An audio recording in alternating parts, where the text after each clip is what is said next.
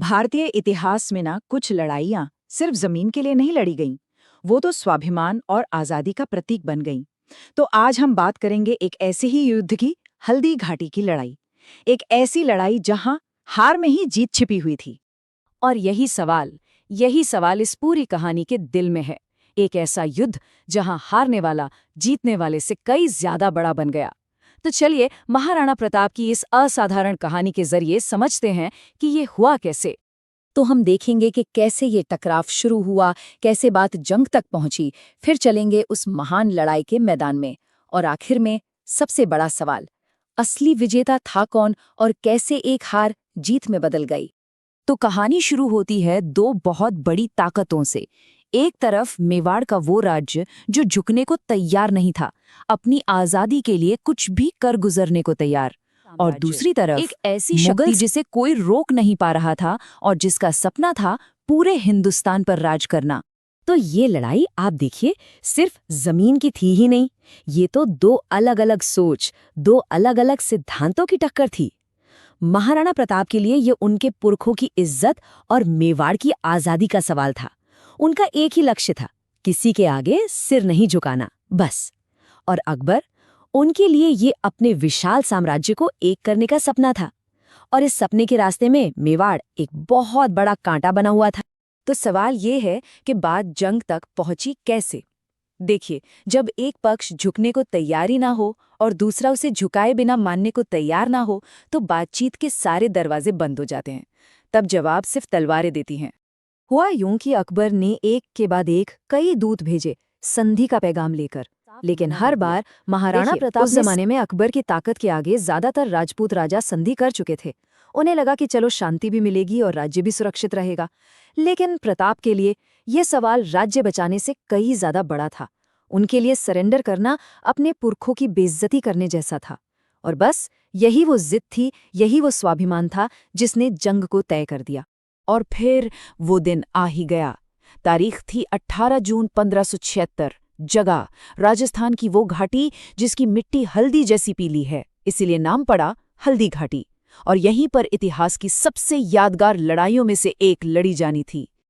अब जरा मैदान पर नजर डालते हैं तो फर्क साफ दिखता है। एक तरफ महाराणा प्रताप और उनके लगभग 20,000 सैनिक जिनके पास थे तलवार, भाले और धनुष, और दूसरी तरफ राजा मानसिंह की कमान में मुगलों की 80,000 की फौज। जी हाँ, 80,000, और उनके पास थी तोपें और बंदूकें। ये साफ साफ एक छोटी सेना का एक विशाल साम्राज्य से सीधा टकराव था। लेकिन जानते हैं क्या हुआ?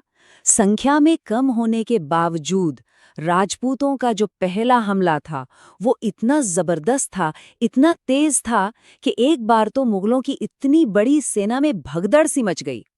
इससे एक बात तो साफ हो जाती है कि जंग सिर्फ गिनती से नहीं, हिम्मत और जज्बे से लड़ी जाती है। और हल्दी घाटी की कहानी चेतक के जिक्र के बिना तो बिल्कुल अधूरी है।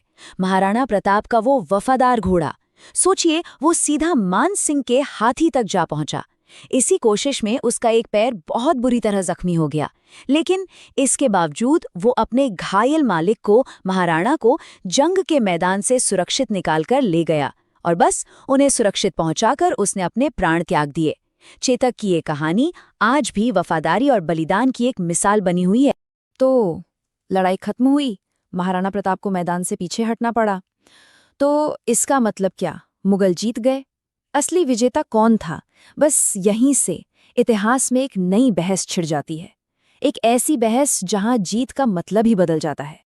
देखिए, जीत को देखने के दो तरीके हैं यहाँ पर। एक है स्ट्रेटेजिक विक्ट्री, यानी मैदान पर कौन जीता, और वो मुगल थे क्योंकि प्रताप को पीछे हटना पड़ा। लेकिन एक होती है मॉरल विक्ट्री, यानी नैतिक जीत, और वो प्रताप की थी। क्यों? क्योंकि अकबर का असली मकसद क्या था?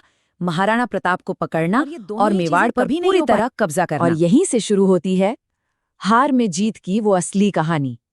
ये समझना बहुत दिलचस्प है कि मैदान पर मिली एक हार इतिहास की किताबों में सबसे बड़ी जीतों में से एक कैसे बन गई। क्योंकि हल्दी घाटी अंत था ही नहीं, वो तो एक नई शुरुआत थी।